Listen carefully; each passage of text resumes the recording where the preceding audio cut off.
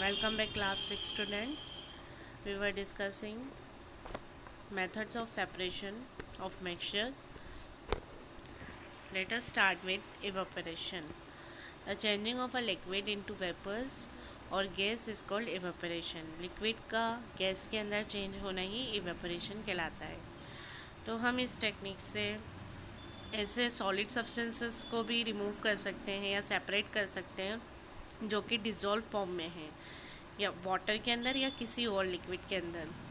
जैसे हमने filtration technique पढ़ी थी, उसमें हम उन्हीं सब्सटेंसेस को सेपरेट कर सकते थे जो कि डिज़ोल्व फॉर्म में नहीं है ना. और ये इस फैक्ट पे भी बेस्ट है कि जो लिक्विड होते हैं वो इजीली वेपराइज हो जाते हैं जबकि सॉलिड वेपराइज नहीं होंगे. और इवेपोरेशन मान लीजिए रूम टेम्परेचर पे भी हो सकता है, लेकिन रूम टेम्परेचर पे वो धीरे धीरे होगा और अपन जैसे टेम्परेचर बढ़ा देंगे या हीट कर प्रोवाइड कराएंगे तो हमारा इवेपोरेशन फास्ट हो जाएगा, रेट ऑफ इवेपोरेशन बढ़ जाएगी. अब मान लीजिए आपको मैंने मिक्सचर दिया जिसके अंदर वाटर के अंदर कॉमन सॉल्ट मिक्स है, डिज़ोल्व फॉर्म में है, तो आप उसको फिल्ट्रेशन की टेक्निक से बिल्कुल भी सेपरेट आउट नहीं कर सकते क्योंकि जो कॉमन सॉल्ट है बिल्कुल डिज़ोल्व स्टेट में है ना, और सॉल्यूबल फॉर्म में है. तो इसको हम इवेपोरेशन के प्रोसेस से सॉल्ट को रिकवर कर सकते हैं. किस तरीके से करेंगे देखिए. आप बर्नर लिया और जो भी आपका सॉल्यूशन है उसको हमने इस तरीके से पोर्सिलेन डिश में डाला और बर्नर को अपन ने ऑन किया.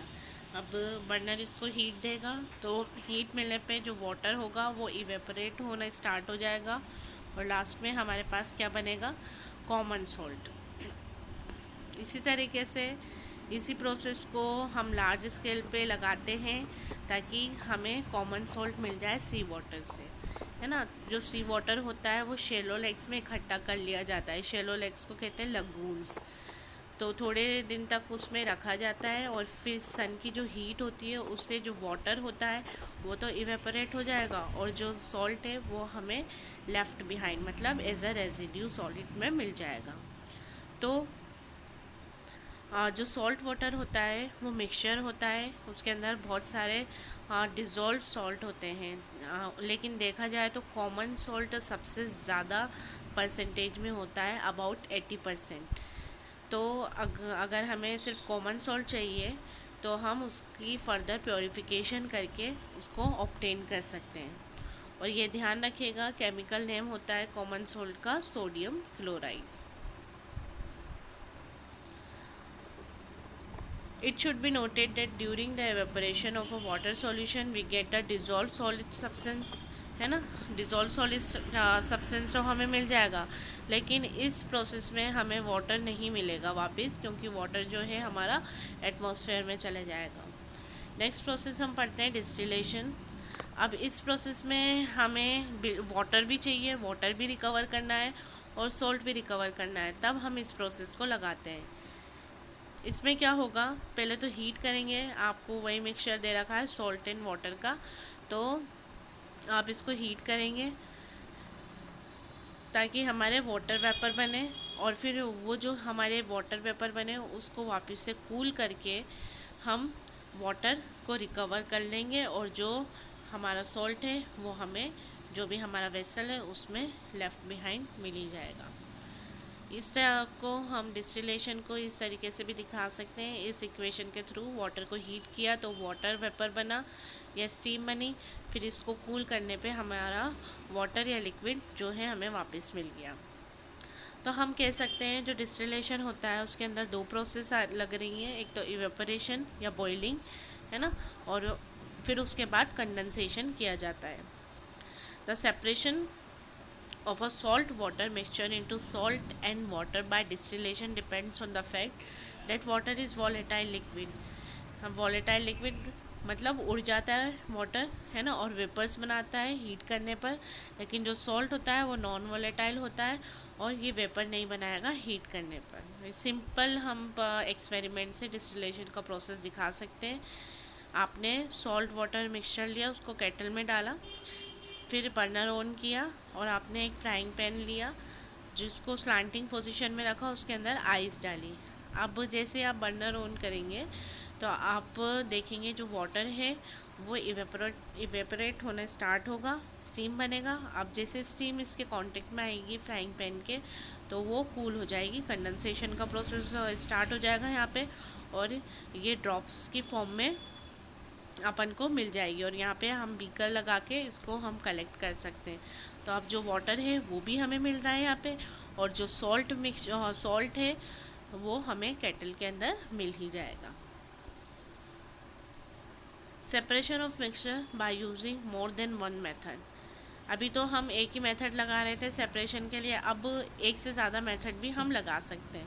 जैसे आप सैम्पल प्रॉब्लम में और अच्छे से समझ जाएंगे इसको। अब मान लीजिए आपको मैंने सैंड दी और सॉल्ट दी और मैंने कहा इनको अलग अलग करो, मिट्टी दी और नमक दिया और मैंने कहा इनको अलग अलग करके दो। तो आप कैसे करेंगे? यहाँ पे आपके दो कंपोनेंट्स हैं, सैंड और सॉल्ट। अब जो सॉल्ट होता है वो वाटर के अंदर सॉल्यूबल होता है, जबकि जो सैंड है वो इनसॉल्यूबल है। ठीक है, तो सॉल्युबिलिटी के डिफरेंस के ऊपर ही बेस्ड है। इसको ऐसे करेंगे अपन, थोड़ा वाटर ऐड कर देंगे इस मिक्सचर के अंदर, है ना। तो जो सॉल्ट है वो तो डिज़ोल्व हो जाएगा वाटर के अंदर, जबकि जो सैंड है ये डिज़ोल्व नहीं होती वाटर के अंदर और अनडिज़ोल्व फॉर्म में रहेगी। फिर इसको अपन फ़िल्टर कर लेंगे, मतलब छान लेंगे। जब हम फ़िल्टर करेंगे तो हमें सैंड रेजिड्यू के फॉर्म में मिल जाएगी फ़िल्टर पेपर पे, है ना। और जो फ़िल्ट्रेट हमें मिलेगा और उसको हम इवेपोरेट कर देंगे और फिर बाद में हमें प्योर सॉल्ट मिल जाएगा।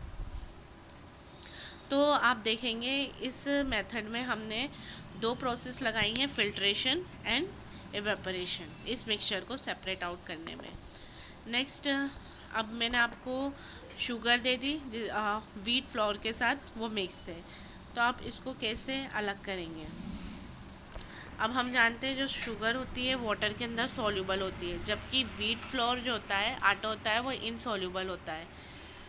तो हम इसको कैसे अलग कर सकते हैं? अब वही प्रोसेस, वाटर मिलाएंगे इसके मिक्सचर के अंदर, फिर इसको हिलाएंगे थोड़ी देर, जो शुगर होगी अपनी डिज़ोल्व हो जाएगी और जो व्हीट फ्लोर होगा वो अनडिज़ोल्व फॉर्म में रहेगा। फिर इसको फ़िल्टर कर लेंगे।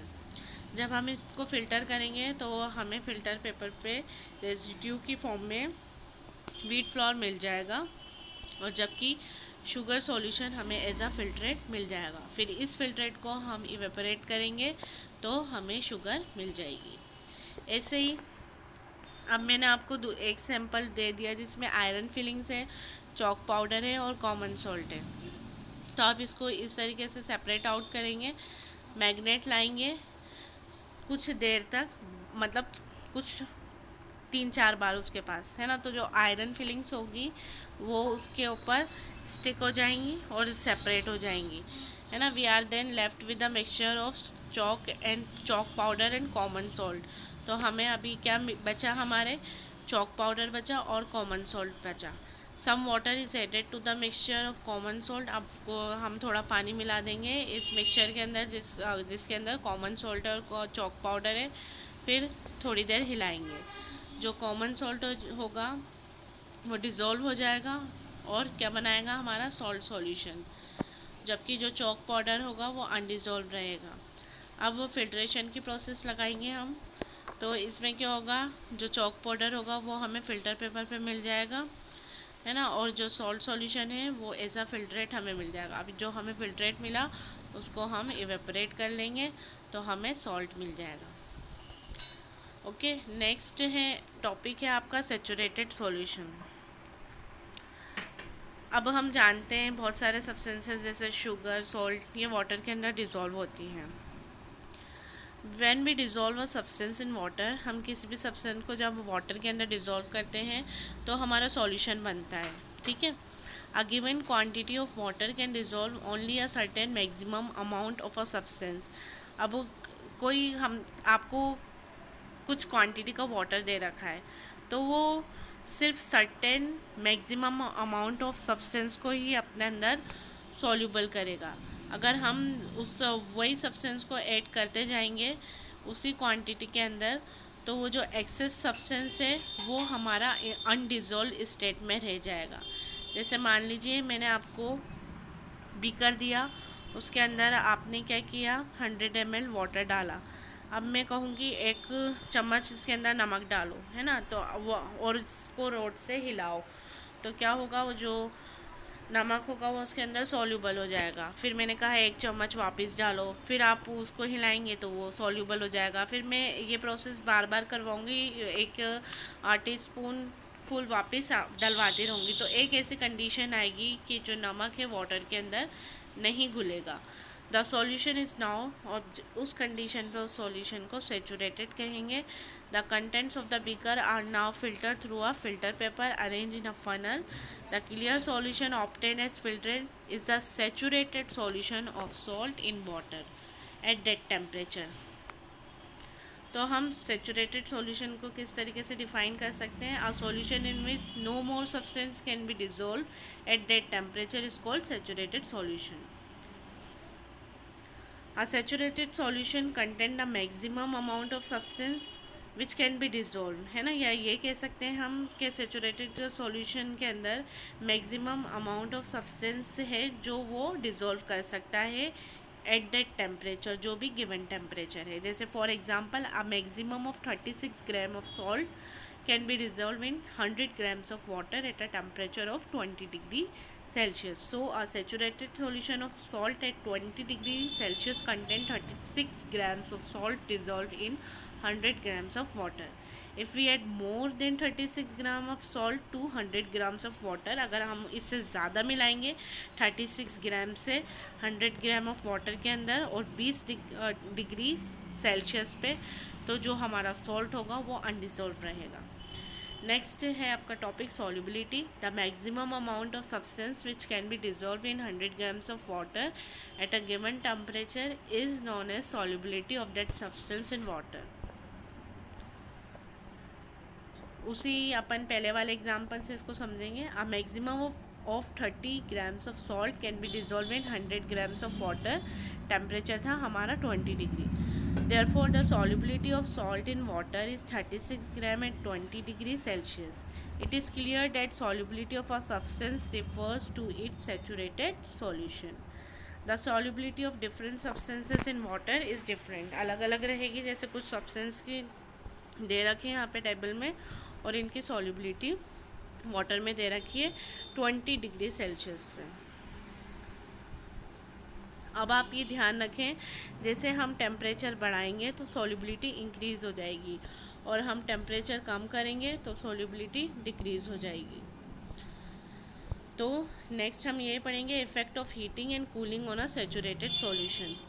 आपको एक सॉल्यूशन दिया गया है जो कि सेचूरेटेड है, तो जितना अपन उसका टेम्परेचर हाई करेंगे तो सॉल्युबिलिटी उसकी बढ़ जाएगी, है ना, और कुछ अमाउंट सब्सटेंस का वो अपने अंदर और डिज़ोल्व कर सकता है, लेकिन टेम्परेचर आपको बढ़ाना होगा।